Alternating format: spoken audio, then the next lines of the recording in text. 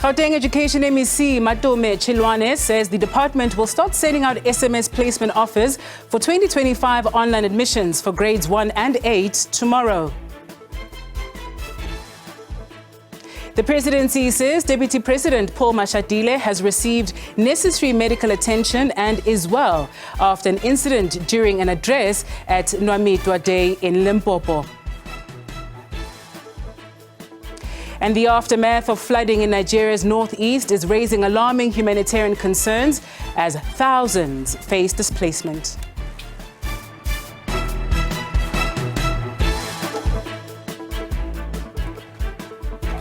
And a very good afternoon to you. It's just gone 12 noon Central African time. Welcome to the week ahead. We are coming to you live from our studios in Johannesburg, Auckland Park, and we are with you until 2 p.m. this afternoon. I am Sebenzile Nkambule.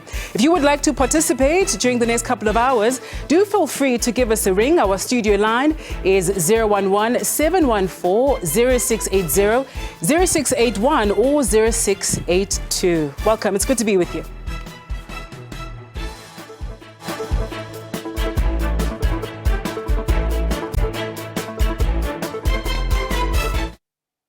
Let's start here this afternoon. Gauteng Education MEC Matome Chilwane says the department will start sending out SMS placement offers for 2025 online admissions for grades 1 and 8 tomorrow. Chilwane has urged parents who do not receive SMSs to check online for placement offers.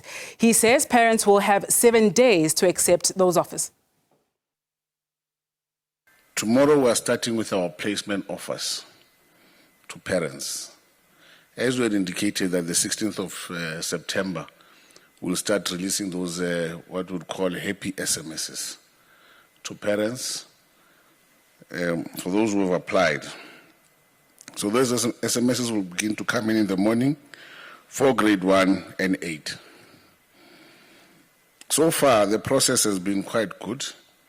We are happy as a department as to how far we have come, and really want to applaud the parents who have responded positively to our requests since the beginning of the admission period up until now. So placement offers will begin, parents will be getting SMSs tomorrow morning, from tomorrow. But that process is going to continue until we are done with the last learner to be placed. So what that means is that not all parents will be getting SMSs tomorrow. But even if, let's say, you don't get an SMS as a parent, go to the GD admissions page and check if you have not been offered a space or the child has not been offered a space. So I would urge parents that rather go to the, log into the GD admissions and check and confirm. But majority will be getting placement offers tomorrow. So I would urge parents to please tomorrow morning log in and check for placement offer, because sometimes the SMS system might not send you and assume there's no offer, but it's there on the system. So just go on the GD admission system to check your offer. So as the offer is done, you'll have two options: to whether accept it as final or provisionally accept the offer. So parents, there are parents who have applied to 5 schools, 3 schools, or more than one rather, because we urge parents to apply to more than one school. So as you get those offers coming in, a parent can accept the offer as final on the system. So what that means that automatically the child's name is moved off the system, and other schools, as they try to place the child, it will show that the child has been accepted at another school. But parents who choose the option of provisionally accepting, which is also fine, because we do not want to disadvantage parents. The parents can provisionally accept the offer, meaning that space allocated for the child will be kept by the system, awaiting other offers. But there's a period to it, about 2 weeks or so. It can be 14 days. By that time, you would be able to see that all the other schools have reached capacity or not. then the child will be placed there in the provisionally accepted space offer. And these are spaces that schools that parents chose. I'm speaking about the complete applications and schools that parents chose. That's the offers they'll be getting. So with that provisional acceptance, it's good. But if you accept, provisional accept, and then you get another school that you prefer a bit, you provisional accept, then you automatically lose space in the other one. Up until you have the final, you accept the final placement offer. And parents will have 7 days to make that decision. The space will be given to you for 7 days to accept or not, whether it's final or provisional. If you don't accept within those 7 days, the child is automatically placed at that school. So this now, the presidency has assured the country that Deputy President Paul Mashatile is well after he collapsed while addressing the Nwamitwa Day celebration outside Tzaneen in Limpopo. In a statement, the presidency says Mashatile became lightheaded from the heat. He was attended to by his medical team, which declared that he was in fact in good condition. Mashatile was acting in his capacity as chairperson of the Presidential Task Team on matters of traditional and Khoisan leaders.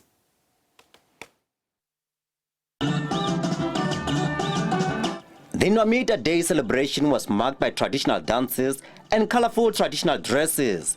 The event took a somber turn when Deputy President Paul Mashatile collapsed on the podium while delivering keynote address. Mashatile was assisted off the podium by security personnel and emergency officials. Let us all recommit to the National Development Plan goal of ending poverty and reducing inequality by 2030.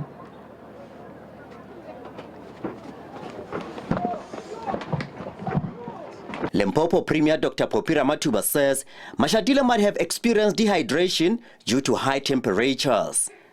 I have told you, with the medical knowledge that I have, the Deputy President has been checked for any other, and there's no need for you and I to worry about. Me and you should just understand, as a result of the heat, the Deputy President has experienced dehydration. That could have happened to anybody. So I'm saying to you, the Deputy President has got no any other condition for you and I to worry about. The challenge that he is facing, it's something that the doctors have been able to manage. And he is in good spirit as we speak now. Ramatuba says Mashatile was properly checked by his medical team and he is well. But you must understand that even if we want to, when you experience that, you should understand that we cannot go there and say, let's start to check his blood pressure, his blood sugar in front of everybody. You should understand that. So that's why we had to move him to an area where, as the medics, we can be given an opportunity to be able to take care of him, which we have done. As to where it is, I don't think it's necessary for you and I to know. What is important for you to know is that the Deputy President of the Republic of South Africa, it's in good spirit, he's fine. Before he collapsed, Mashatile paid tribute to the late former Public Enterprises Minister, Pravin Gordhan, who passed away on Friday. The Nwamitwa Day celebration is held annually to commemorate the inauguration of Hosifilia Nwamitwa II as the traditional leader of the Valoi outside Tzaneen. I'm Kokecho Mutau, SABC News, Nwamitwa. To this now, the business sector in East London and the Wild Coast in the Eastern Cape say the delay and cancellation of flights at the King Paulo Airport is threatening the business sector and inbound tourism in the province. Flights to and from the King Paulo Airport in East London had to be cancelled last week due to misty weather conditions that distracted the air traffic navigation system as it was upgrading the air traffic system infrastructure in line with global safety protocols. Our Sidiba Mfegu has more on the story.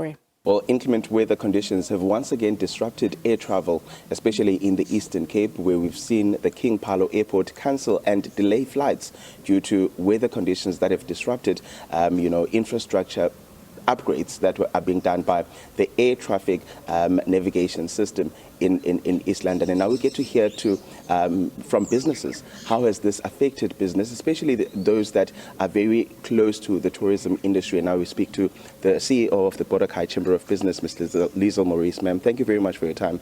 This has been a very unfortunate situation that has happened twice already. How has this affected businesses at large? It's really impacted on our business. In fact, all businesses have been impacted by it. Because, transportation is a major part of the success of any business, particularly now in Tourism Month. The lack of services or the lack of the airplanes landing has really impacted on the ability of businessmen and women to arrive at their destinations. Maybe they had business appointments, transactions that couldn't be concluded.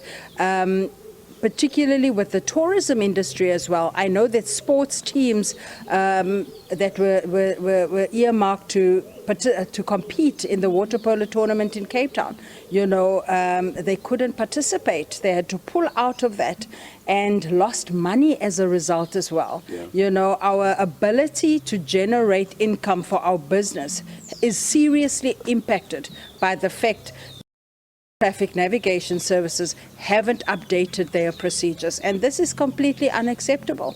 We understand that businesses and particular, there's upgrades, there's maintenance upgrades, etc. But if we are not prepared to ensure that our maintenance procedures are in place, it has a ripple effect across sectors.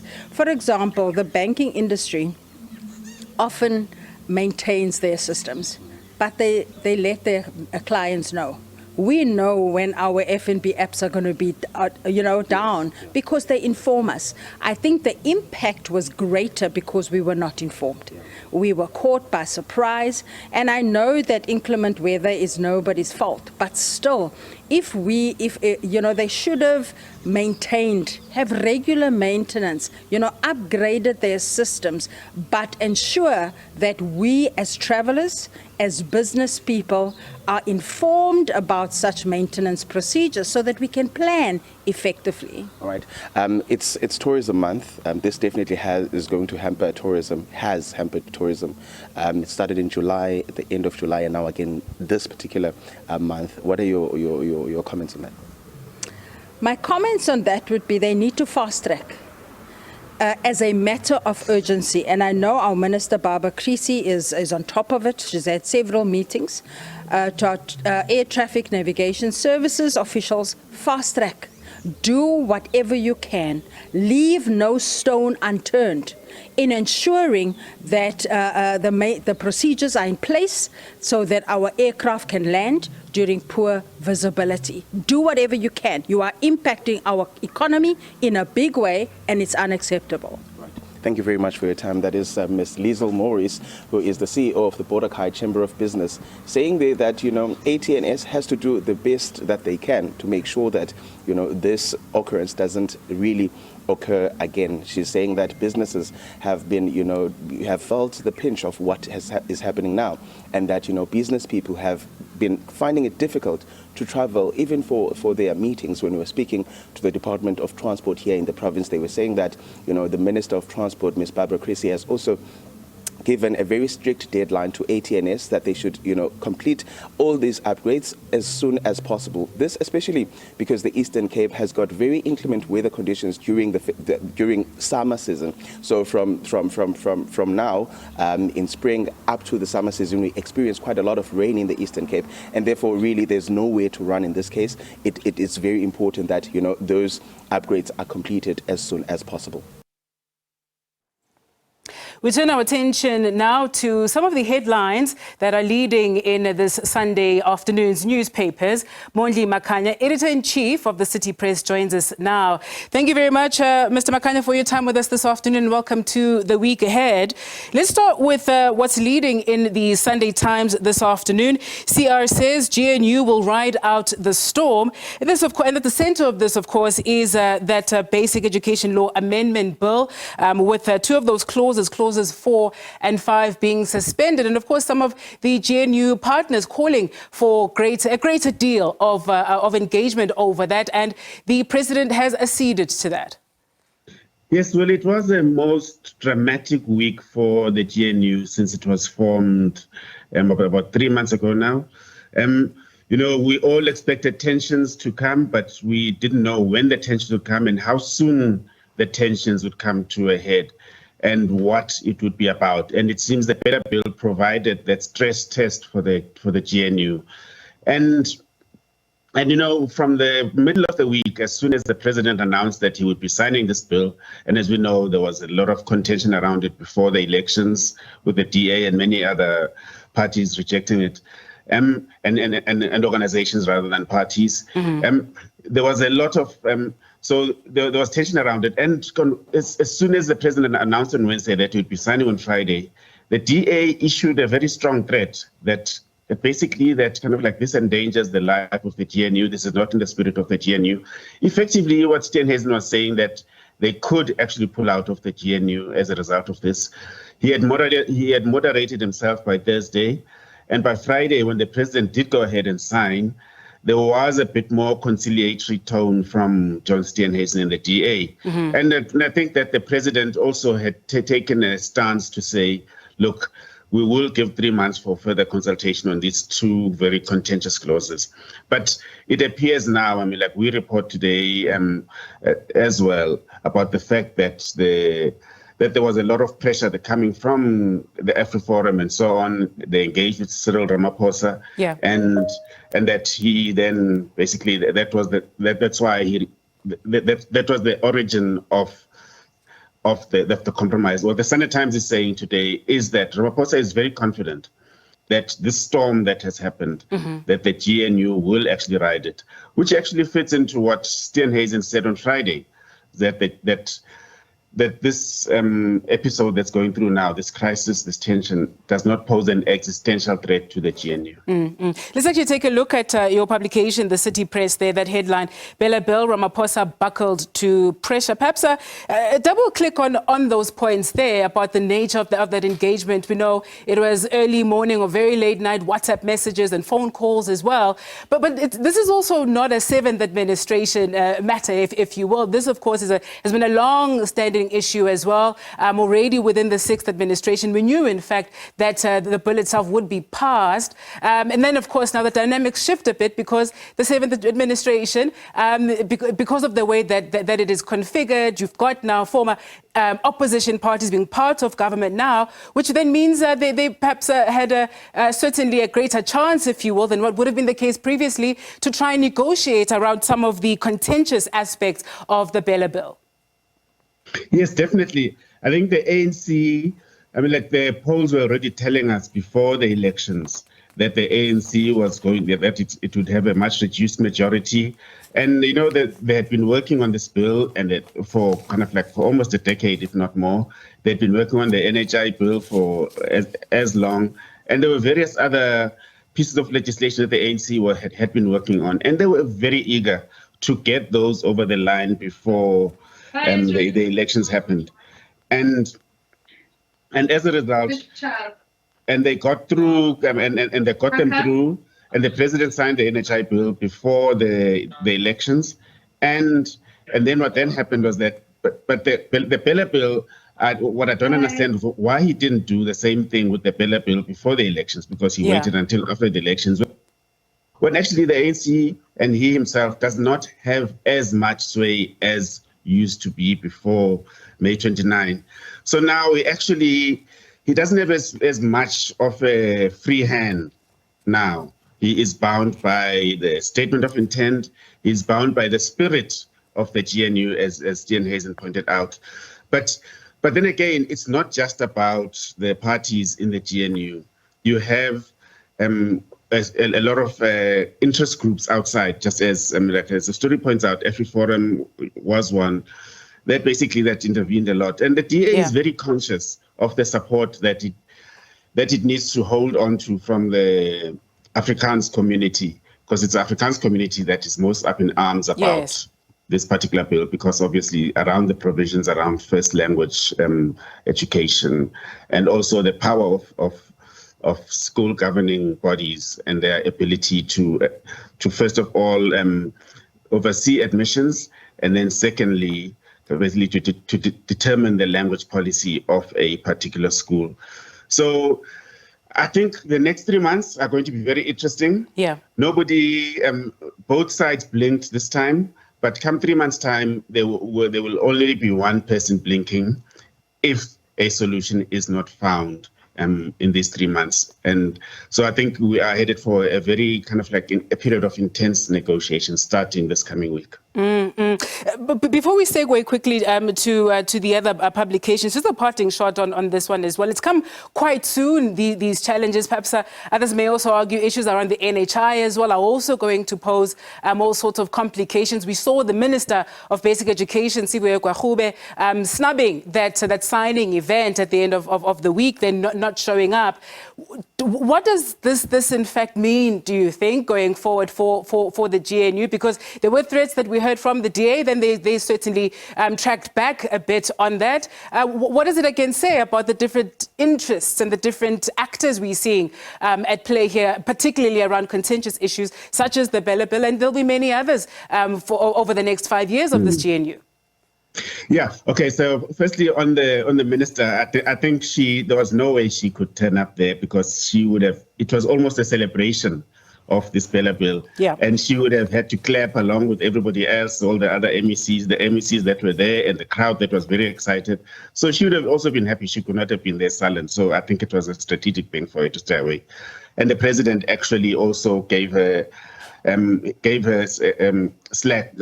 Cut her some slack there and said, look, I mean, like she said it's the law and she will implement what needs to be implemented.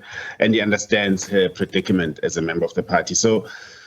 But I think what this does, I mean, like Cyril Ramaphosa is in a difficult position within his own party, within the ANC alliance, and also among the parties that want to undercut the GNU. Had he buckled, his credibility and reputation and standing would have been so compromised, because what it would have meant was that everyone who was saying, oh, you are dancing to the tune of the DA, Helen Zille and Steenhuisen, would have been proven right. So there was no way he was going to buckle. So, and he has given himself a 3 month kind of like rope, basically, to say, okay, guys, I stood up to them. And now, kind of like, and in the next 3 months, he has to produce a deal that shows that he has not actually buckled to the whims of the DA. And the same thing with the DA. I mean, like after having come out so strongly to say that the DA is kind of like, this country must work. We want to make this country work. They cannot just simply pull out of the GNU just at the drop of a hat, because a lot of investors are actually looking at this thing as like a way to push South Africa forward. And a lot of even their own donors are saying that this was the correct outcome from the elections.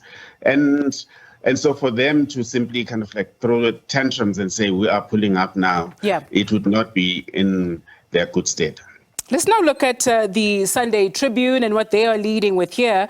Law Society levers up heat on Simelane. Yet another complication, if you will. They apologize. There is some interference on this here.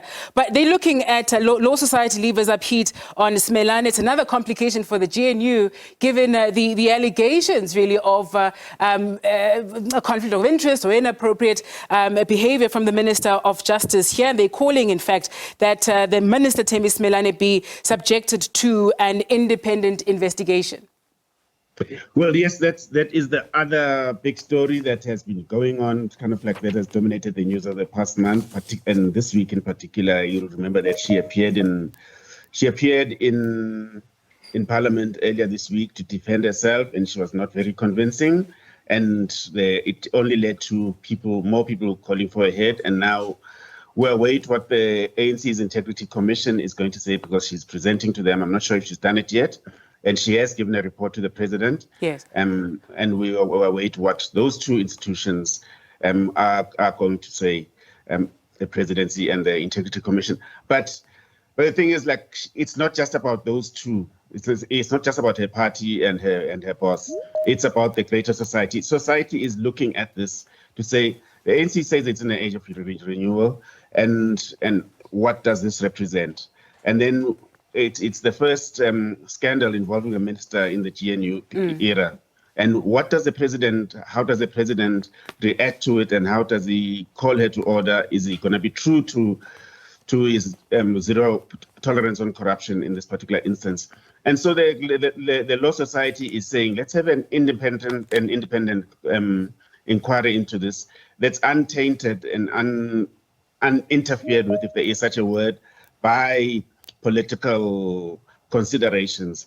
Because obviously the Integrity Commission is an ANC commission, and she's an ANC member. The president, Thembing Simelane, is one of his up-and-coming and trusted ministers. So obviously he's going to want to play it very safely.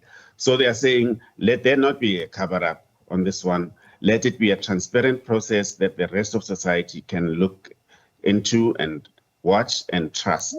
So, and a lot of other people have called for the same thing. Freedom Under Law and KSEC and various other organizations across society have called for a proper, and of course the opposition parties are also calling for a proper investigation into this. And other people are saying, actually, you know what, the best thing for her to do, for this government and the Justice Ministry that she heads, for the rule of law, that as Minister of Justice and Constitutional Development, that she is actually the custodian of, that actually she just needs to step down. We pick up on the same story in the Sunday World as well. They also, particularly, they go into detail about how the minister has said she paid back this loan, and this was from Gundo. They outlined how, in fact, she paid the loan in 3 tranches, with the last payment being made in January of this year. How significant is the point about payment here, or is that really not what this issue is about? In the same way, we talk about how justice needs to be seen to be done. When we look at public servants in particular, and given the period that the country is coming out of, or perhaps still grappling with questions of those implicated in state capture and so on, that one needs to also be seen to be somebody who has integrity, but also is able to make decisions and have the foresight to say, well, this, in fact, even if it's all above board, as she's been claiming before Parliament and even in this report to the president, that it's all above board, that the optics of it are quite problematic. Yes, I mean, I think that, so she, I mean, like, this is the first detailed account that she has given. This now, what's reported in Sunday World in the report that she has given the president. And then that basically outlines how she repaid, etc., etc. And of course, Parliament has been demanding that she show the loan agreement, like she's been saying, like the Parliament and other sectors of society have been saying, let's see this loan agreement that you say you signed with these people. And then, so now I think what she's given to the president is basically, it's the closest she has gotten to actually giving some detail. But I think the thing is that she's the justice minister, and it's important. She oversees the NPA, and the NPA is at war with the Justice Ministry, as has been reported very extensively in the past few weeks, over access to the Zondo Commission files. Yes. And the Justice Department wants to hold on to them, which ones they want ownership. And the NPA is saying, listen, we have to move ahead and get into those into those files in order for us to be able to investigate and prosecute the people who were implicated, and that the Justice Department appears to be standing in the way of this. And she is the front row person in the Justice Department. So, and if she has a cloud hanging over her, it's a questionable past in a way, a question mark around her integrity, I think it compromises the entire justice system, and it will compromise the very necessary prosecutions and that this country is going to have to go through over the next few years as people are held accountable for what happened during those dark 9 years of state capture. Indeed, indeed. We'll leave it there this afternoon. Thank you very much, Mondli Makhanya, who is the editor-in-chief for City Press, joining us this afternoon as we, of course, unpack what is making headlines in our Sunday papers. You are watching The Week Ahead right here on SABC News, Channel 404. We have more for you on the other side of this. Stay with us.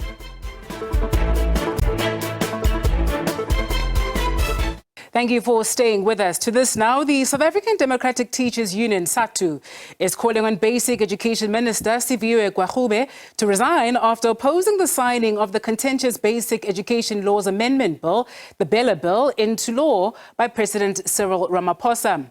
Ramaphosa has officially signed the BELA Bill into law on Friday. However, he said the implementation of the bill would be delayed for 3 months for further conversations around problematic clauses. To speak more about this is Professor of Education Policy at Wits School of Education, Bram Fleisch, who's joining us now via Teams. Thank you very much, Professor, for your time with us this afternoon on The Week Ahead. What do you make of these calls? And perhaps before that, your take on the president saying, all right, I'm giving everybody 3 months to have a conversation so that we can find each other, all in the spirit of collaboration, of cooperation, negotiation, as well.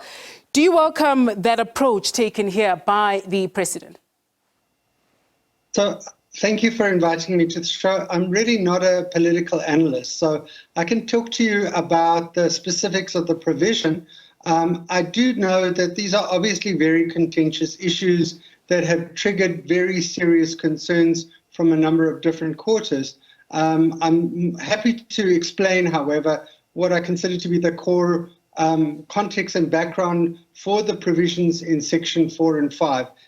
But whether, in fact, the time will address some of the concerns, I'm not really be able to answer that question. Let's then go into some of the specifics here. I suppose it is both the aspect of politics, which we'll touch on as the show continues, about how to manage differing views, but we've also seen over the years, I suppose, the effect of politics on the education system as well. But let's then drill down into what some of these concerns about the two clauses as well, and whether those who have been detractors of those clauses actually have a case here.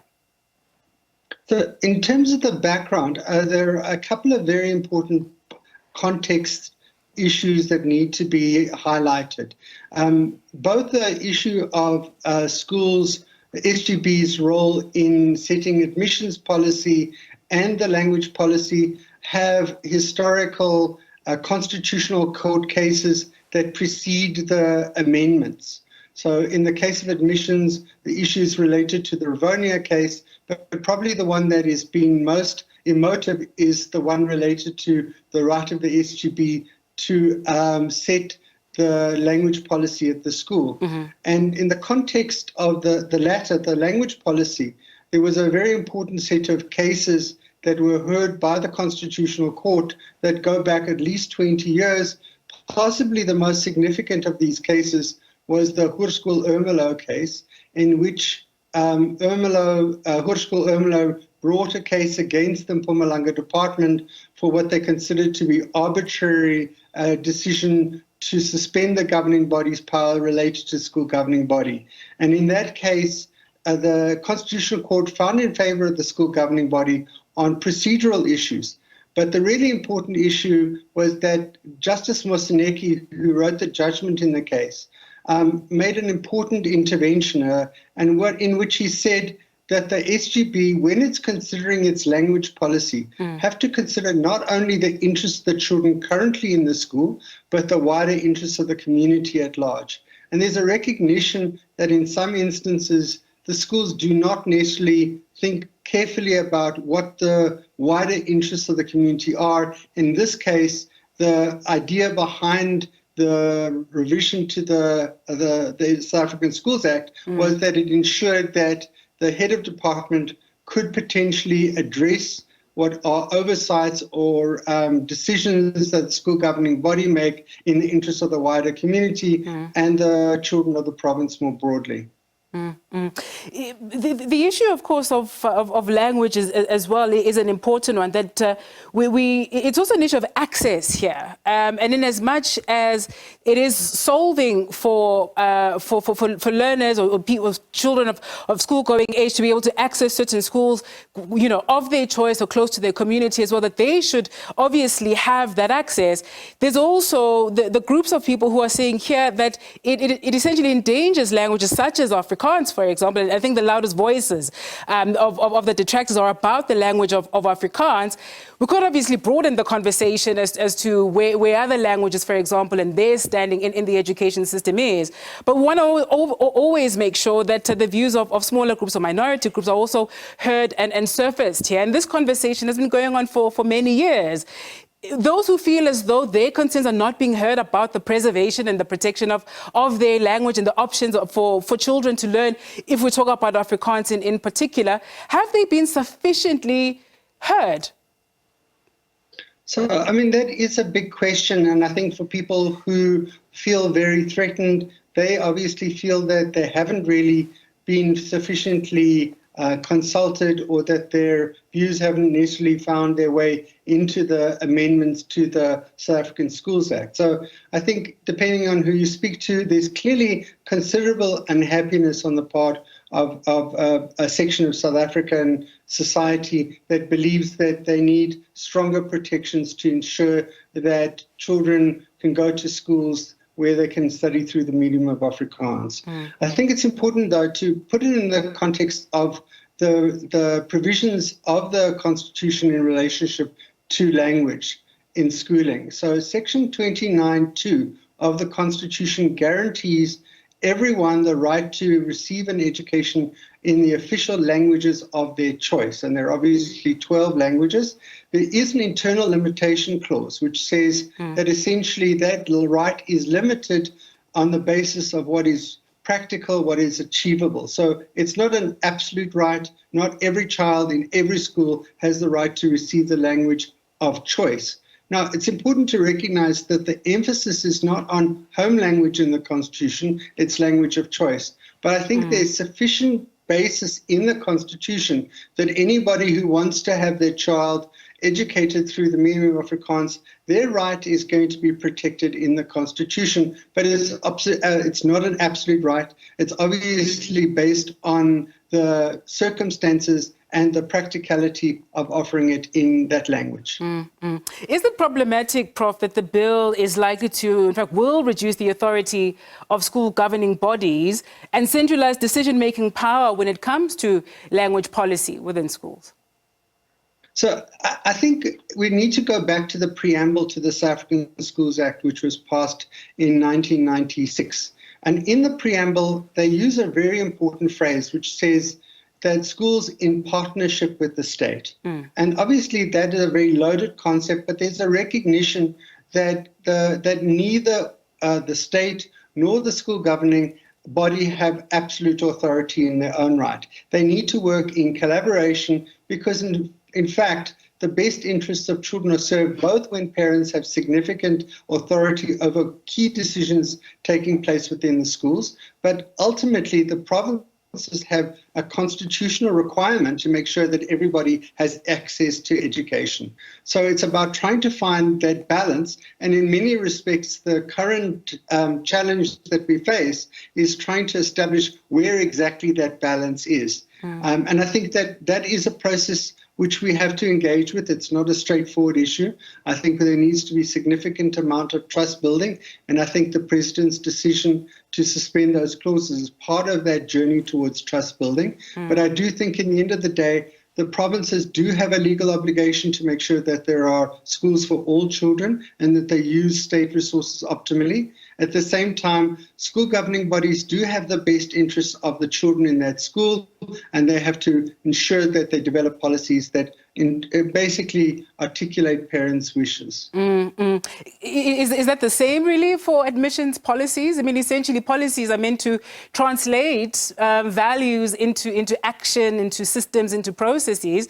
The way in which the admissions policies have been done over time and what this particular amendment proposes to do, does that truly, I suppose, bring out what we hope, in fact, our Constitution promises, and that it's lived out through the systems which have been put in place for that to be practiced? So, yes, I mean, the very similar kind of issues at stake in the admissions policy as there are in the language policy. And that is that you've got a conflicting set of interests. School governing body want to make sure that they establish schools that represent the interests of the children in the school, and admission obviously is a key component of it. At the same time, the provincial departments have a legal obligation to ensure that every child in the province has access to education, and they're working within the context of limited resources. So they need to make sure that all public institutions are used optimally. And how do we find that space which essentially balances the right of parents to make decisions, crucial decisions about the school, with the obligation on the part of the head of department and the MEC to make sure that every child has access to a school within the constraints of budgets. The call by COSATU and of course particularly SART2, the South African Democratic Teachers Union, for the Minister Sive Gwagube to step down, is that justified in your view? Again, I mean, I think we're talking about politics, and I'm really not in the position to comment with any level of authority on the optics of a call like that. All right, we'll park it there because our next guest, Sandile Swana, in fact, will speak to that. But let me thank you very much for your time with us this afternoon. Professor of Education Policy at Wits School of Education. That was Professor Bram Fleisch joining us. On the other side of this, we'll be joined by political analyst Sandile Swana, who'll give that side of things, whether or not the president's approach to suspend the implementation of the problematic clauses for about 3 months is the right way to go about it. Stay with us.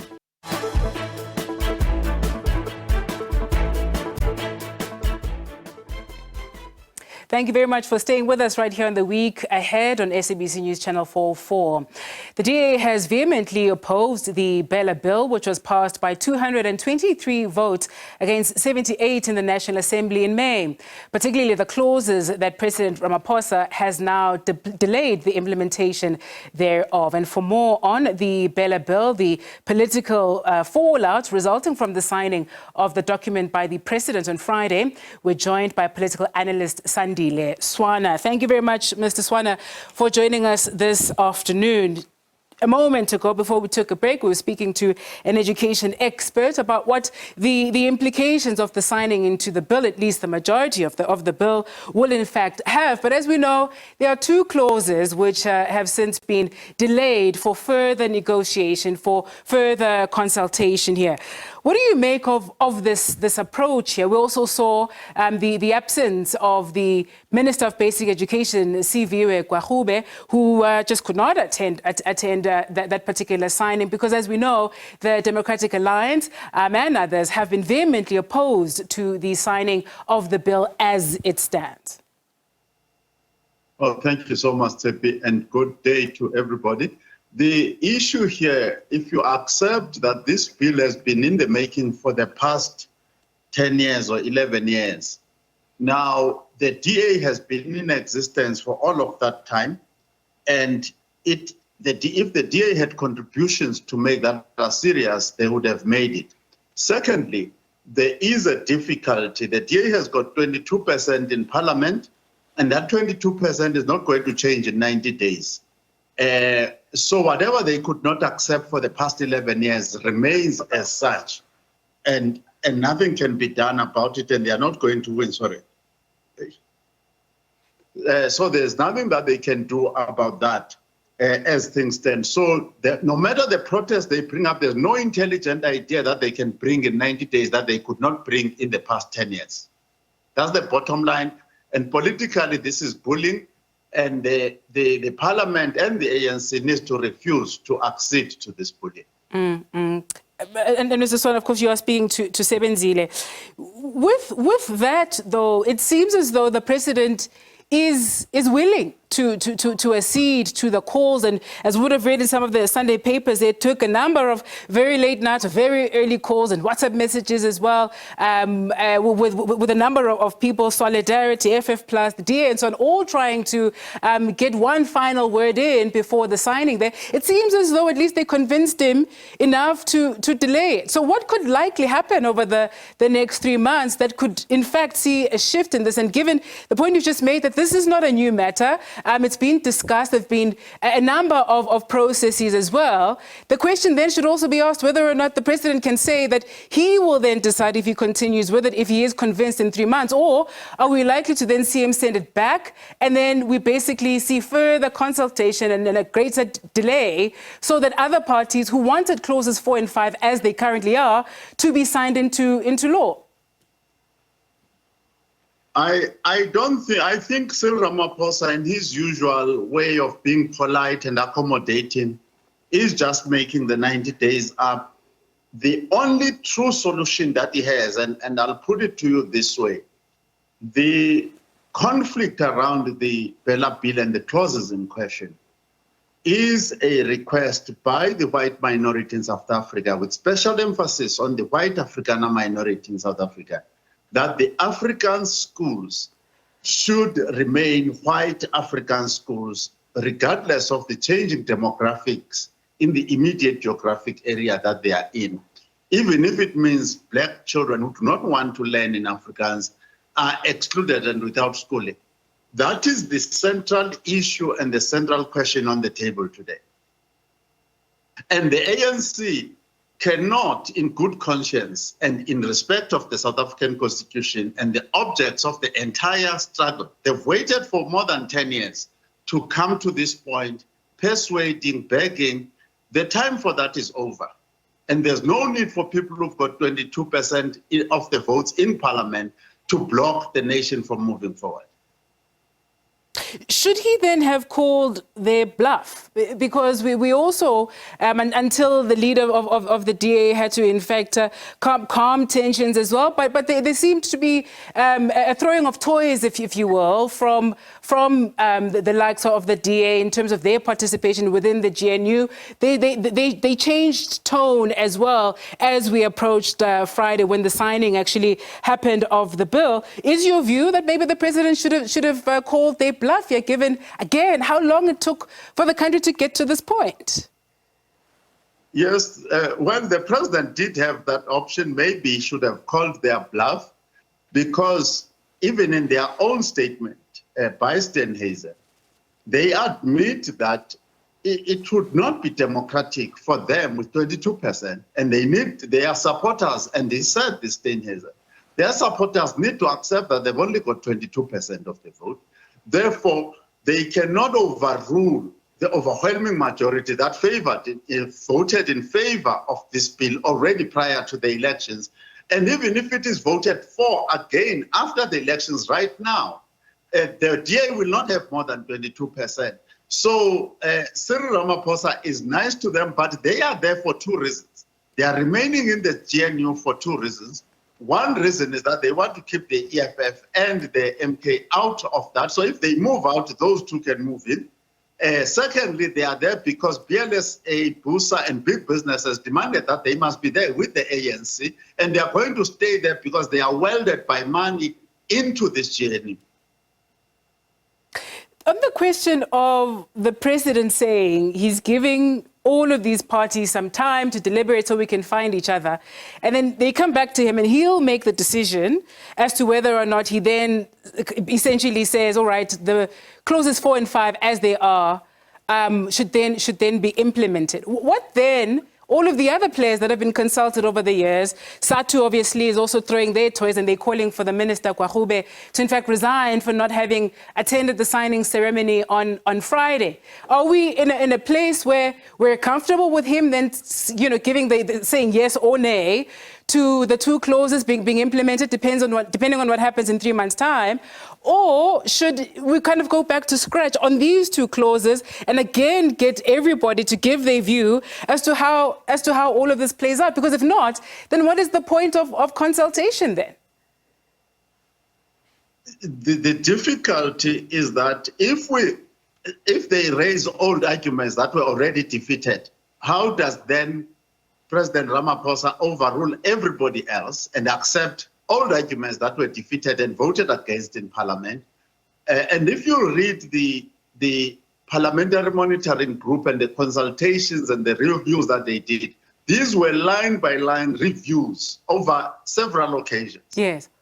Now, then let's say the DA and their partners bring totally new arguments.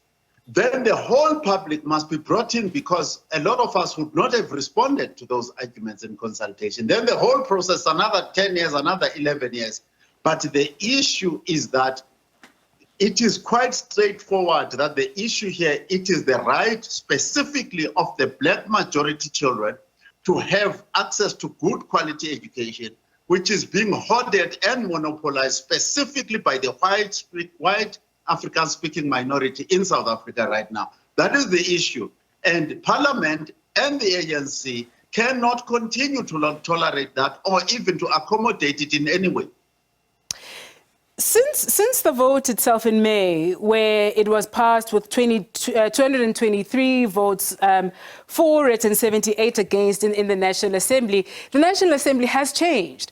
The Minister of Basic Education, Minister Kwahube, has in fact asked the President to refer this bill back to Parliament in terms of Section 79 for consideration. Given the new configuration of the National Assembly, new players as well, you have the official opposition party, the official opposition in the Mkhonto weSizwe party and so on. Could the dynamics around this bill change if, in the event it were to be taken back to Parliament? For argument's sake, if it were to be taken back there, could the dynamics change around it given the new configuration of Parliament?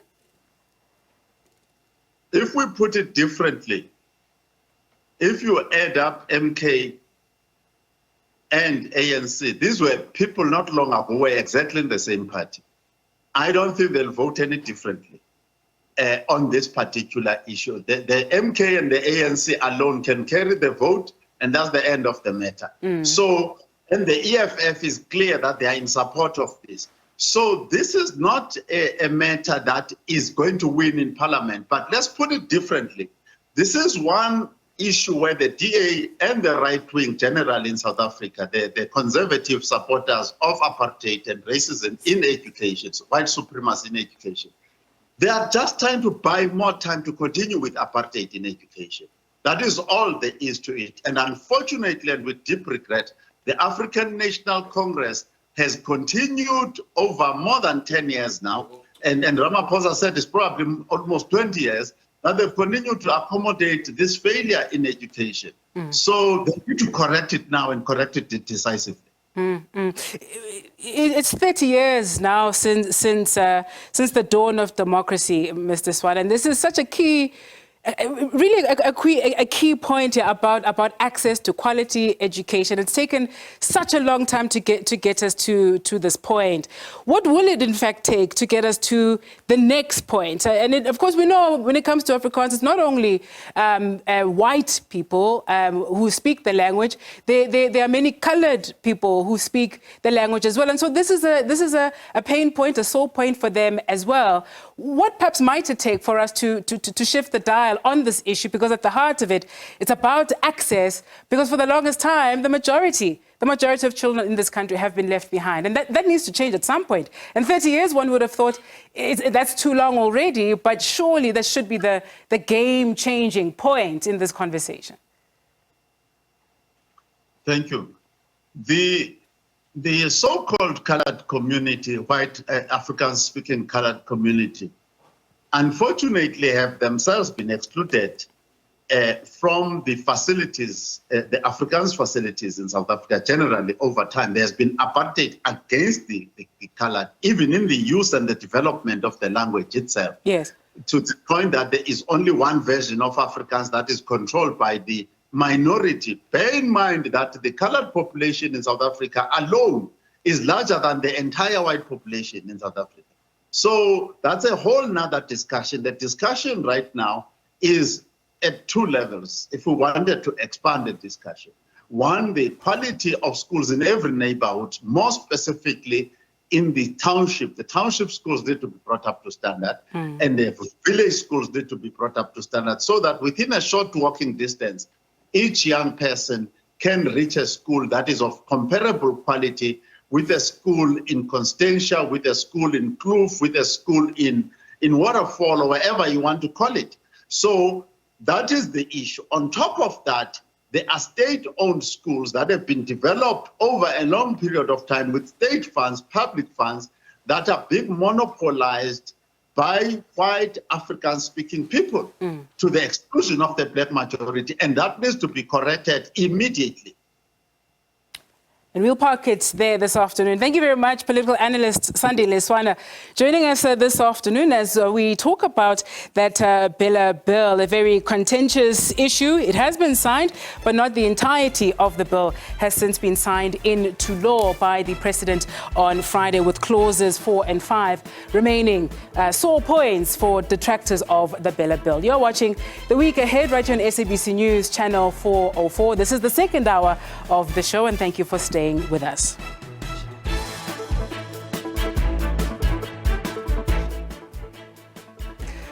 Local economists and market analysts believe the Reserve Bank is likely to cut interest rates at its next Monetary Policy Committee. The Black Entrepreneurs Alliance is calling for a new deal to support and empower Black-owned businesses, address historical injustices, and drive economic growth and development. The Department of Employment and Labour takes legal action against Northwest Department of Health for violating the Occupational Health and Safety Act.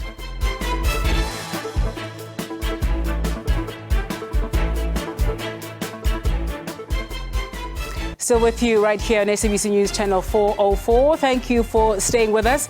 I am Sebenzile Nkambule. We would like to invite you to participate in our conversations this afternoon. Give us a ring, will you? Our studio line 011-714-0680, 0681 or 0682.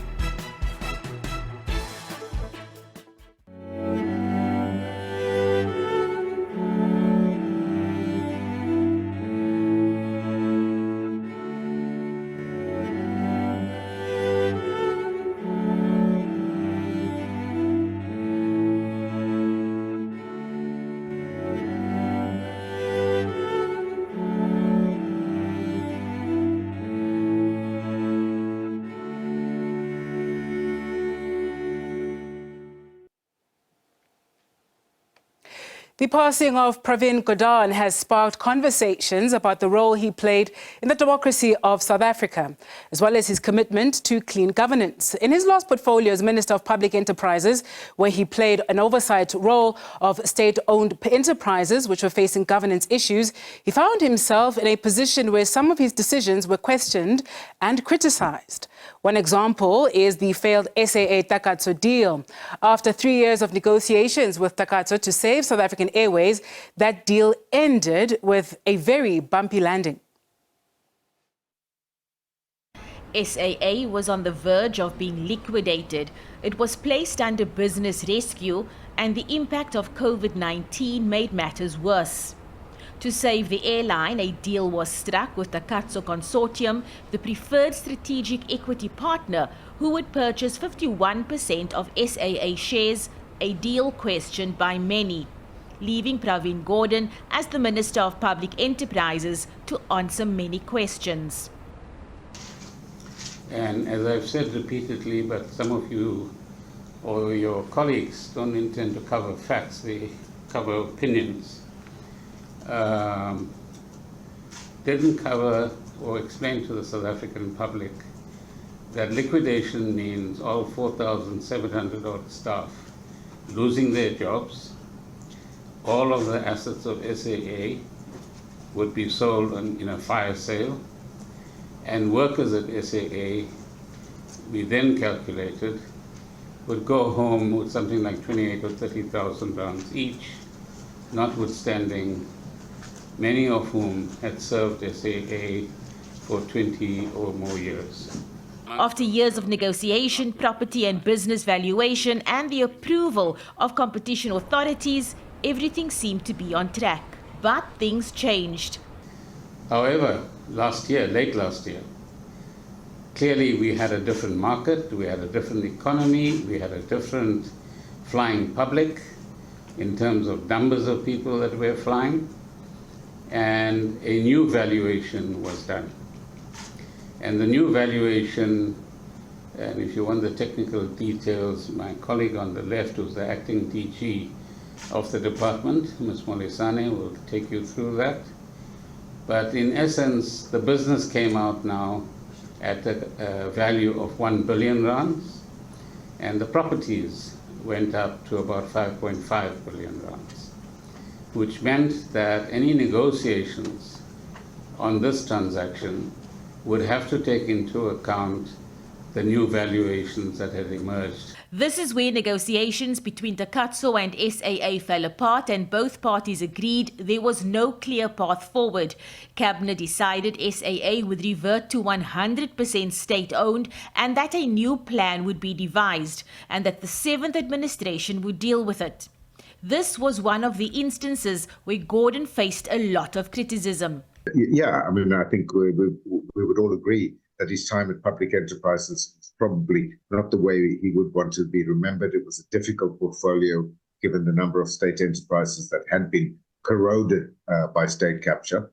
So I think, those are probably some of the factors that led to this sort of up and down relationship with the media over the years. Former ANC MP and Gordhan's comrade Dennis Bloem said the recent attacks on Gordhan's character after his passing are out of order. I am calling upon the silent majority to raise their voices against these uncalled for insults and condemn these insults and attacks on Pravin Gordhan. Despite the critique he faced, Gordhan always defended the Takatso deal, a decision later supported by Parliament, who found that there was no evidence of corruption. Abra Barbia, SABC News, Parliament.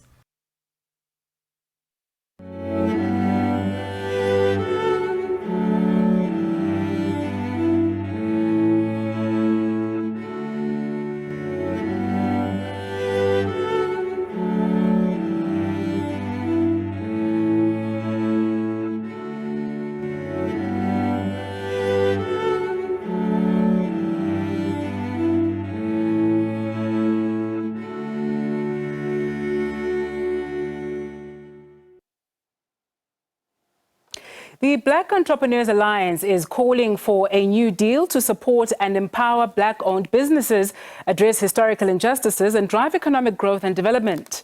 The advocacy group says urgent attention needs to be given to the increasing extortion of SMEs in townships and rural areas. Its CEO, Refilwe Monageng, proposes the implementation of policies that support Black economic empowerment, such as preferential procurement and tax incentives. The Black Entrepreneurs Alliance says it is eager to collaborate with the new government to fight poverty and uplift previously disadvantaged communities. It wants particularly Black entrepreneurs to be given more opportunities to contribute to the growth of the economy. We're speaking about aggregation of tenders. At the moment, if you look at the Preferential Procurement Policy Framework Act and the broad-based Black economic empowerment, it speaks about broad. But then if you look at the tenders in their current form from the Public Finance Management Act, they are individual-based Black economic empowerment. When you speak about broad and aggregation of tenders, it's that if there's a tender of 100 million, we are saying instead of giving one company, aggregate it and give 10 companies. So you know that you could have given 10 companies 10 million and then it becomes broader because each individual company that's getting work for 10 million, it's employing people and therefore there's a trickle-down effect. Monageng says a lot of promises have been made to Black business owners that have not been fulfilled. Asked if he has faith in the new government of national unity and whether it will prioritize the growth of Black-owned businesses, This is what he had to say. Too soon to tell. Talk is cheap. There's a lot of things that have been promised, particularly to black people. Hope is there. We're still resilient and hoping that the economy can recover. But then, and the GNU looks good, particularly from a perspective of law and order, safety and security. So it brings investor confidence, but it's too soon to tell. We will see what will happen. Obed Madutlela is a well-liked barber in the Winnie Mandela section in Tembisa. He started his business after getting retrenched in 2008. His enterprise is self-funded because he was not aware that as a black business owner, he could apply for government support. He believes his business can go much further with more help. Because even this place, I started to build this place was so before I started to build this business this year. That's why now it's looking like. Yeah. Right now, just I'm focusing with this one. Maybe after next year, I'll start to think about to open some branches. This one, is it profitable enough for you to live day by day and realize your dreams? From last year was started to be better. Yeah. I can't say it's enough, but when I'm trying, what I'm trying, maybe I will reach my goal. While Madutlela works towards his goal, he says he would not swap entrepreneurship for being an employee again. He's determined to succeed in being a business owner. Monageng has praised the provincial government of Limpopo for creating and supporting a thriving cohort of black entrepreneurs, saying that other provinces, in particular Gauteng, should follow suit. The fact that when people were dancing by Kodikonka and we're worried about other things. People in Limpopo during the tenure of former Premier Castle Matale, he ensured that he developed a lot of entrepreneurs from Limpopo to ensure that they get involved in construction, they comply in terms of CIDP, and they upgrade their levels. So when that happened, the consequences or the positive impact is that those are the people that are now ready, able and willing to do business, especially compete with white-owned construction companies. Now we are saying people that don't qualify, if those companies in Limpopo get jobs, especially here in Gauteng, with the Gauteng Township Economic Development Act, we are saying how do we then look at empowering local companies, either 4 or 5, looking at the policy and ensuring that they can also upgrade and become to that level. The Black Entrepreneurs Alliance has urged government to improve the transportation infrastructure and access to affordable transportation options to facilitate business operations, fight extortion, and invest in infrastructure development to support black businesses. Diabo Seto, SABC News, Johannesburg.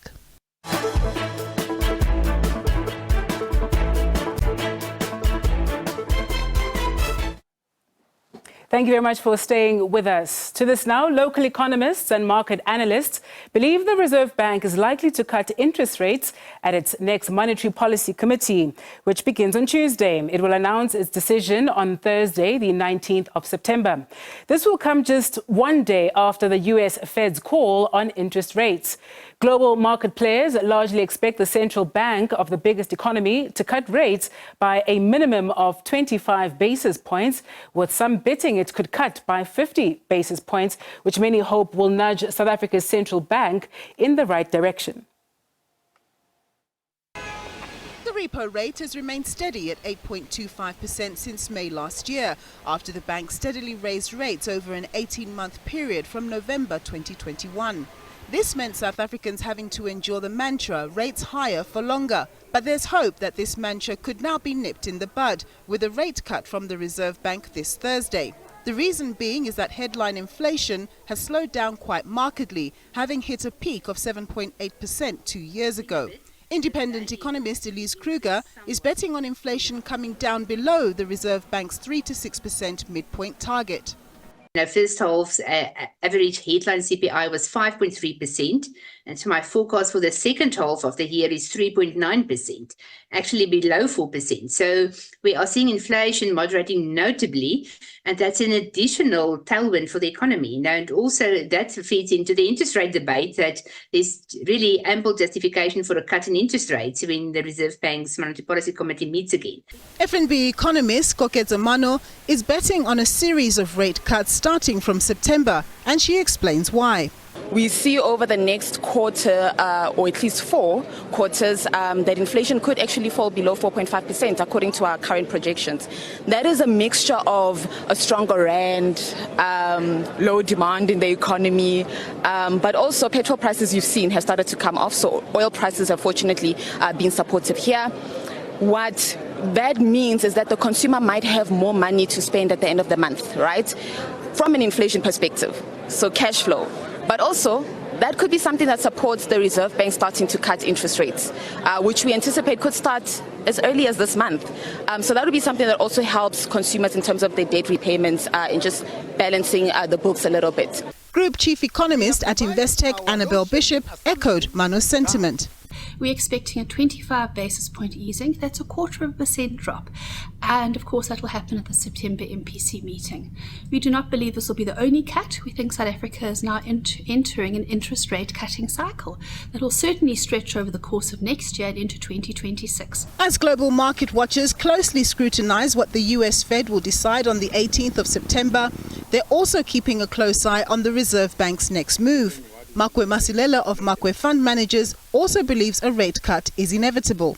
Given what has been happening, inflation at 4.6%, which is almost near their midpoint where they like to see it when it comes to inflation expectation, to maintain the interest rate differential between the rand and the US dollar, that's if the US, they have to cut come next week or Wednesday, then most probably the guys might as well follow suit and cut. We've seen the likes of European Central Bank have been cutting so far, Canada, Switzerland. So I think the whole issue here, our mandate, is a single mandate, is to fight inflation when it comes to the central bank, and so far inflation has been going down. Petrol prices continue to go down as well.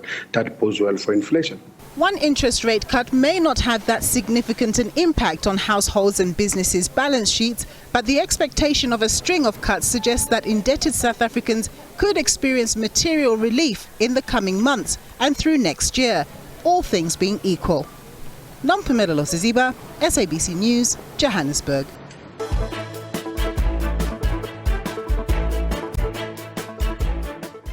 All right, thank you for staying with us. We'll try again with economist Davie Rood, who's joining us now to speak about that interest rate announcement expected on Thursday. Davie, we hope on Thursday the announcement will certainly be a lot better than our connection just a moment again. Let's try again. Can you hear us now? I can hear you fine. I hope the same on your side. Wonderful, wonderful. What do you expect from Thursday's announcement? Well, it's pretty much a given. The Reserve Bank is going to cut interest rates. The only question is it going to be by 25 or 50 basis points? But I think the really big question for the world financial markets, and of course South Africa as well, is what the Federal Reserve is going to do. And that's the American Central Bank. Mm-hmm. So there is a possibility that they're going to cut by 50 basis points as well. But so far, I think most economists expected 25 basis points by the Fed, but also 25 bips cut by the South African Reserve Bank. What factors are at play for the US Fed, and how do those factors compare to our own considerations locally? Yeah, well, in the case of Fed, obviously, it's inflation. Inflation has been coming down quite nicely in the US, but there are signs that the US economy is slowing down, that there are some soft spots in the US economy, especially for lower income categories. I don't think the US economy is on its way to a recession, but clearly there are signs of a slowdown in economic growth in the US. Some analysts are suggesting that the Federal Reserve in the US waited too long before they started cutting interest rates. In the case of South Africa, of course, South Africa being a small open economy, is much more vulnerable to international developments, and that is why the US is so important to us. But in our case, interest rates, the inflation also came down quite nicely. The rand is fairly stable. And very importantly, in the case of South Africa, inflation expectations have been coming down as well. And let me just add an additional variable to all of this. So the question is about how much they're going to cut interest rates, but there is a possibility, and I hope, in fact, that is going to happen, is that the Minister of Finance, and that is his responsibility, and he can do that if he wants to, is that the Minister of Finance actually reduces the inflation target band, which we have at the moment. Currently, the target band is 3 to 6%, which means that the Reserve Bank targets the midpoint, 4.5%. But it would be very nice that instead of cutting interest rates by 50 basis points, as an example, that the Minister of Finance at the same time decides to reduce the inflation target band as well. How huge a factor, Davi, will that, a small event happening in November in the US, the elections, how is that likely to affect anything, if anything at all, like given that there's now 50 odd days to go to that all-important election in the US? Is it likely to affect anything in a significant way that may, of course, lead to ripple effects elsewhere? No, I don't really think so. But what can happen, or what could happen, is that the political uncertainty in the US can have an impact on the world's financial markets and, of course, the US financial markets. And as they say, whatever happens in the US, the rest of the world is affected as well. So, for example, say, for instance, that there's political instability or uncertainty in the US, that could actually, quite ironically, lead to an appreciation or a strengthening of the US dollar, because that is still seen as the world's safe haven, the US dollar. But I don't think really that political changes are going to have that much of an impact on things like, for example, inflation or decision on interest rates in the US. For the consumer, and I suppose the most important question really for our viewers here, what is Thursday's decision likely to do to the consumer's pocket? Well, it's certainly supporting the consumer's pocket. We're going to see that your mortgage payment is going to come down, your payment that you have on your motor car, for example, and that will leave more money in the pocket of the average consumer in South Africa. Of course, if you have savings, the opposite will happen to you. Your interest income will be coming down as well. But for most people and for the economy as a whole, it will be supportive for the South African economy. It will lead to stronger demand in the economy, and it will support economic growth as well. I just have to note that it doesn't mean that suddenly the South African economy is going to grow very fast. For that, we need some significant structural adjustments in the economy. But at least from a monetary policy point of view, that will be certainly supportive of the South African economy. Could a cut have come a lot sooner, Davi, than this? No, I think, maybe, it's a bit of a debate. They could have cut, say, 2 months ago if they wanted to. I don't think it would have been much of a difference. But I think the Reserve Bank is pretty much spot on. I think their timing was pretty much spot on. Let's just see what's going to happen to inflation over the next couple of months. But I'm fairly happy with the way that the Reserve Bank managed monetary policy the last couple of years. Perhaps talking in particular about borrowers versus savers, and how having just a little bit more in your pocket after a rate cut can actually do. How does it affect either group of people?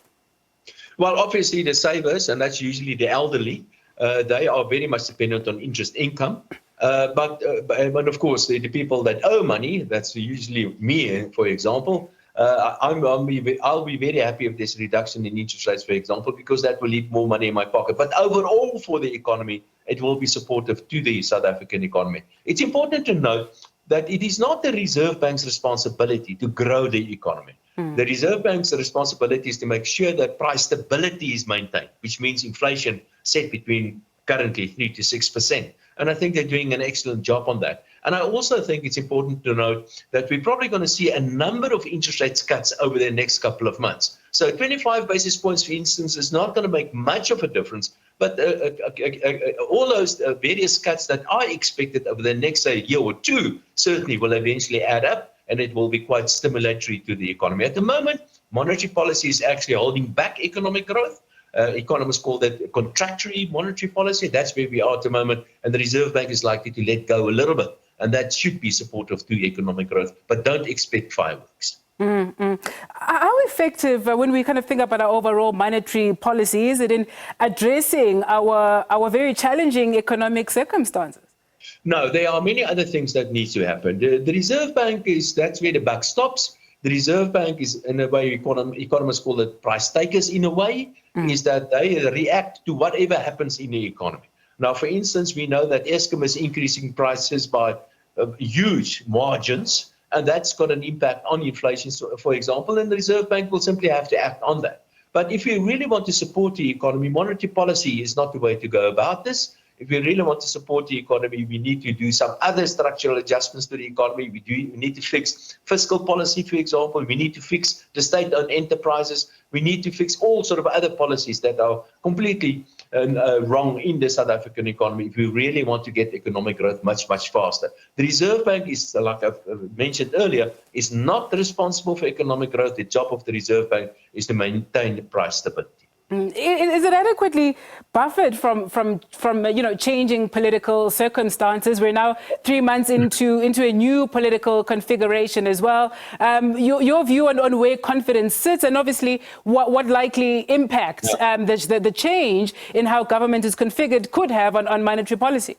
Well, Lesetja Kganyago, the governor of the South African Reserve Bank, has been doing an excellent job defending the South African, or the independence of the South African Reserve Bank. Every now and again, you get a flare-up of political intervention or an attempt by politicians to intervene when it comes to monetary policy. I know recently there are talk again of the so-called nationalization of the South African Reserve Bank, but I believe that's going to blow over as well. So yes, every now and again, the politicians overplay their hands a little bit, as one would expect from politicians. But overall, I would say that the Reserve Bank, under the leadership of Lesetja Kganyago, is really pushing back quite adequately, and that I would say that the respect for the Reserve Bank, the independence of the Reserve Bank, is pretty much entrenched in South Africa. With just a minute left, Davi, perhaps let's take a forward-looking parting shot, if you will. Your predictions for beyond the 19th of September in terms of where rates are likely to go? If I was the governor, I would go for 25, not 50, 25. And this in November, I would go for another 25, depending on circumstances. Soon thereafter, early in the next year, I would go for another 25. So in total, I could quite easily go for a total of 100 basis points over the next 6 or 8 months or so, and maybe over the next year or a little bit longer, as much as 200 basis points. But don't be too quick, too soon, because that means that interest rates cannot come even lower. So the less you give, the more interest rates can come down over time. All right, we'll watch that very closely. We expect that announcement on Thursday, the 19th of September. Thank you very much to Chief Economist of the Efficient Group. That was Davi Ruud, joining us there on the line as we await that decision on the interest rates from the Governor Lesetja Kganyago on Thursday. More for you on the other side of this, right here in the week ahead. Stay with us.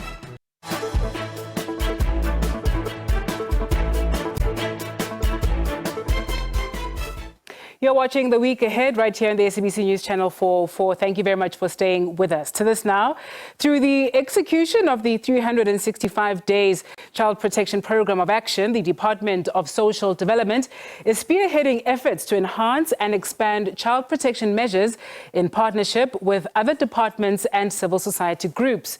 The interactive program involves Home Affairs registering births, as well as talks with parents and caregivers about topics including mental health, bullying, including cyberbullying, adolescent pregnancy, substance misuse, and children's internet safety. To tell us more is Acting Deputy Director General of Corporate Support Services at the Department of Social Development, is Lumka Oliphant. Thank you, Lumka, for joining us this afternoon. Take us through the 365 Days Child Protection Program of Action and what this action entails. Yes, and I'm sure as you know that you used to have a Child Protection Week where we raised issues of children so that you can be able to see what are the things that are affecting children and how can we assist families, caregivers, and anyone who is in contact with children. So we are continuing on this path to say that the protection of children is not only, for a week or for a month, every day should be a Child Protection Day. So yesterday we were at the Bojanala district, largely because we wanted as well to bring to the country the fact that the issues that are affecting the country are starting now to show on our children. Our children have a lot of mental health issues. Our children are telling us that the issues of violence, the issues of alcohol and substance abuse, families that are disintegrated are beginning to show at how our children are stressed and are showing, problems of mental health. The Department of Health has issued, its report on children seeking mental health, and they reported that there was more than 87,000 children who visited public health facilities for mental health-related services, with Bujanala district recording the highest number at more than 3,000. This is why we needed to go to that district so that you can be able to speak to children, parents, caregivers, and everybody so that they can start to also put the issues of mental health amongst children, as important. And also just South Africa to understand that what is happening around us now is also starting to affect our children. We've also noted that there are more than 9,753 reported cases of suicide amongst children that have been reported as well across South Africa, with KZN recording the highest number of children attempting suicide. How is this, Lumka, how is this particular program different from the department's day-to-day work? I mean, a lot of these social ills that you're speaking of here are, in fact, as a result of issues that we talk about on a daily basis. Also, the very adverse effects of a struggling economy, people just not working in the home, the gender-based violence, and all of these things that we lament on a daily basis. So how is this particular program different from addressing these issues on a day-to-day basis? Is there a different approach being employed here? Is there a greater investment being made by the department to particularly address how all of these issues that we discuss all the time and how they uniquely affect children in society? We cannot be tired, of continuing to talking to families, to talking to children, to talking to everybody about the social ills of the country, because we have to start as well to change behavior. So when we're saying that we're lamenting on a day-to-day basis, I think it is not putting it and framing it correctly. Communication is very important. Speaking to children and hearing from children how they are affected. Remember, sometimes children don't even have a chance to have a say in the home. And this is a space where they can be able to express their feelings. This is a space where they can be free to tell adults about what they are doing is affecting them. So as a department, we are responsible for mobilizing communities. We are responsible of making that, we deal with the psychosocial support services. We are able to also change policy, because when we're talking to communities, we are able to also see how our policies are working. So I wouldn't call it lamenting every day. These are the issues that we are faced with every day. And if we don't tell South Africa how these are then affecting our children, we would not be doing justice in trying to make sure that we get to the solutions of what is affecting the country. Is it difficult to keep up with, the speed of technology? Every other day there seems to be a new platform, and that is an opportunity for terrible cases of bullying, the cyber bullying that we see as well. Is the department keeping up, or in some cases getting ahead of where these sites of violence could potentially be? Yes, as our democracy is maturing, we are seeing more and more things that are coming up. Maybe 30 years ago, we didn't have children that in the highest number, or maybe we did not know children that were, mothers, like the way we see them. And maybe there were not programs that were directed at making sure that we deal with these issues. So when we have a maturing democracy, we are seeing a lot of things that are coming up, including cyberbullying, and also educating children about the many sites that we are seeing, and also that can be a way of bullying our children, not only even children, but adults. But because we are the Department of Social Development, we have to make sure that we make children aware that these sites may be useful at times, but they can be also a source of cyberbullying, which is why we as a department and other departments in government and civil society, we are busy with now as well with a policy that's going to deal with how do we protect our children on the internet.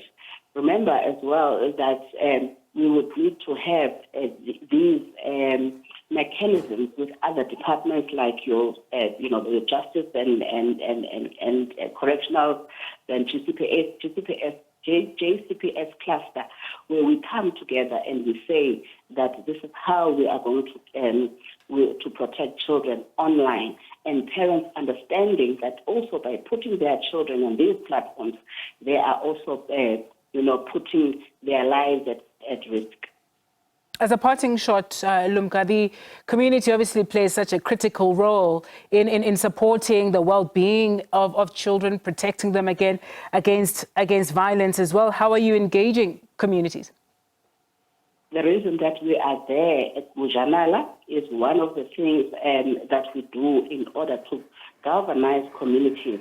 When we get reports such as the one that we received from the Department of Health, where we can be able to see where actually our problems are, we then go to those communities so that we can also see the numbers that are going down. So when we get statistics from certain issues and certain areas, we also go there, because the statistics that we get from the different departments must be able to tell us what the problems are. Mm-hmm. So communities are very important for us so that they can be able to see these things and also to educate them about some of the things that they may think are not important, like, children playing. It's very important that children play, and we don't take such things, for granted.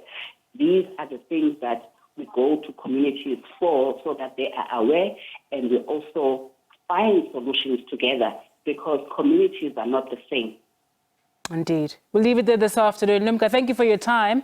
That was Acting Deputy Director General of Corporate Support Services at the Department of Social Development, Lumka Oliphant. More for you on the other side of this. Stay with us.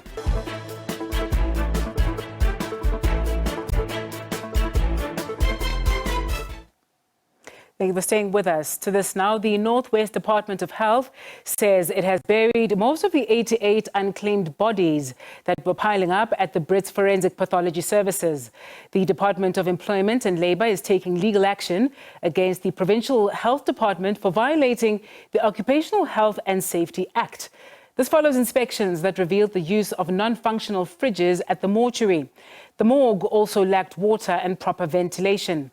While the health department claims it has repaired the fridges, fixed the ventilation system and conducted deep cleaning, it now faces accusations of keeping bodies for months. Tabang Morutlwa and video journalist Jabu wa Afrika compiled this report for us. And proper burial policy, a body that has not been identified must be moved to a freezer within 7 days of admission, and if such a body remains unidentified for 30 days, then it must be buried. However, that was not the case with the Provincial Health Department taking more than a year to bury some of the unidentified bodies at the Brett's Forensic Pathology alone. The Provincial Health Department has since pinned the blame of the delay on the police. Important to note that not all bodies, but a few bodies have been in our facility for over a year. This is mainly due to police investigations on circumstances around death or bodies. Unless police investigations are completed, we are unable to carry mass funerals pending burial certificates from South African Police Services or SABC. So the law permits that bodies that are under investigation from SABC can be stored however long until investigations are completed. The department says it has thus far managed to bury 52 of the unidentified corpses from the Brett's mortuary.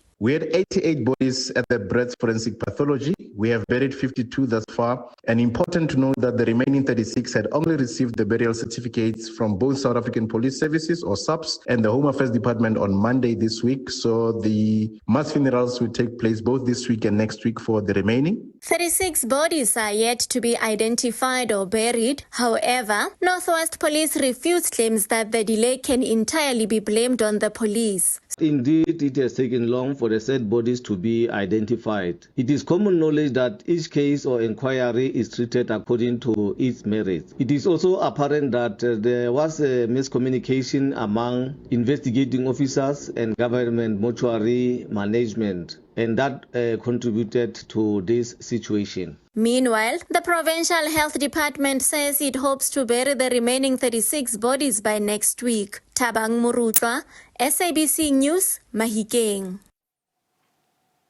About 50 concerned Caleb Mutabi residents in Mangaung in the Free State have grouped themselves to challenge gang members who reportedly terrorize their community. Every day, this group waits with whips at different spots across the area to ensure they discipline unruly gang members who are still school learners. Residents have had enough of the high crime rates and are calling for more police visibility. The safety of these residents has recently been prioritized. Every afternoon, this group of concerned parents place themselves at various corners to ensure disruptive gang members no longer terrorizes residents. An organization dubbed Community Crime Prevention was formed earlier this year after an innocent child was killed while gang members were fighting. That incident made these parents feel they've had enough and will no longer allow gangs to take control.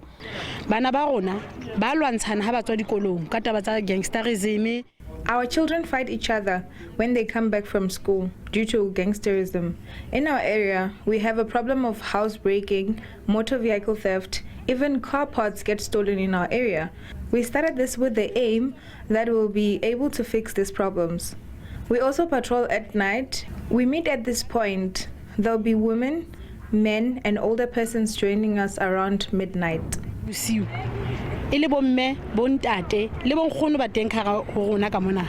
certain days, school bags get randomly searched and dangerous weapons are confiscated. However, not everyone supports this bold initiative. We do get support from other people, while others don't. Even when we're stationed at our spots, some parents who will be in Texas speak badly about us that we are beating other people's children. It really hurts because it seems like it will now start creating enemies for us. But likely, we know what we're doing and no one will stop us.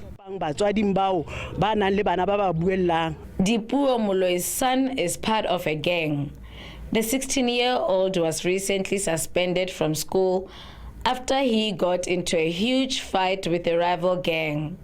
She found out about her son's criminal activities 3 years ago. The 34-year-old son belongs to the Roma gang, while the rival gang is called BTK or Born to Kill. When he got to high school, it still continued, and I would ask him. At first he was in denial and wouldn't say anything. Eventually, last year he admitted that he has joined a gang and it's called Roma. I then asked him if he's certain and he said he was. Then this year, there was a lot of commotion at his school where he was beaten by his peers. This doesn't sit well with me, as I've brought him up well in church and I never thought he would be involved in such activities.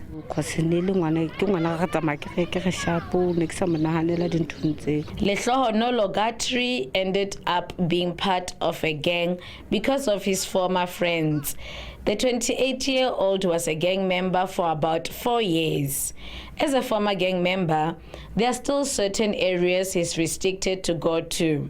Gatri never completed his schooling and no longer wants to be associated with gangs. After I joined the gang, I was named Goma and I would fight the BTK, although without reasons behind our fights. We would stab each other and do things that our parents wouldn't be proud of. After we grab you, we would kill you or just stab you, and it will depend whether you die or not. But we made sure that you die as a BTK with us, the Roma, when we caught you. However, I ended up realizing that being a gangster didn't have a future, and I wasn't gaining anything. This issue of gangsterism started whereby it is a time of initiation school. We have found that they will name themselves with different cultural blankets. So it's very serious issue whereby the initiation leaders, they are participating also in this thing against terrorism. As a CPF, we are trying by all means to make sure that we are going to those schools, different schools, to make programs to avoid this thing against terrorism. Government is aware of the social ills that the community is faced with. We are deeply concerned about the high level of gangsterism, especially in these two schools, at Lehang and Muemedi, where most of the learners have joined this gang, which is called the BTK and Maroma. But what we have been doing, we're working with the police, we're working with police, community police forum, we're working with this at both schools. There's what is called SBT, which is school-based support team, which are looking at all issues that are social issues that are affecting learners. We are aware of the situation where two groups are chasing each other under the banner of gangsterism. So for police visibility, we are utilizing the members of the public order policing as well as anti-gang units to bolster visibility in the area. Police have cautioned against vigilantism in the area and revealed that they have recently conducted an awareness campaign and visited certain schools. An imbizo is expected to take place on Sunday. Residents want to voice their dissatisfaction towards the justice system. They say they get discouraged whenever they witness a suspect who was released from jail being involved in the same crime they were arrested for. Refile Mekwa, SABC News, Bloemfontein. Further afield now, the aftermath of flooding in Nigeria's northeast is raising alarming humanitarian concerns. Thousands are facing displacement, and a sharp increase in prices is threatening food security. Floods that swept through Nigeria's Borno state have affected up to 1 million people, its governor said on September 11th. At this camp in Maiduguri, children and families scrape the last bits from pots. Water scarcity also looms. Yagamo Malum Kachala and her large family were rescued from the flood by soldiers who got to them by boat. She says they have no food. We were given a canopy and told that if we don't have a government-authorized card, we will not benefit from anything here. So I must go out and find some food for my family to eat. I have no money, and my elder brother also has no money. I don't even know where he is now. He must have gone scavenging. The flood began when a dam overflowed after heavy rains. Authorities scrambled to rescue residents and put them in temporary shelters. The United Nations World Food Programme delivered aid to displaced people on Friday. Emmanuel Biganimana, the head of its Maiduguri area office, said there are hundreds of thousands of people now living in internally displaced people camps and on the street. This is really an additional burden to already existing crisis. This region has been facing conflict for a decade.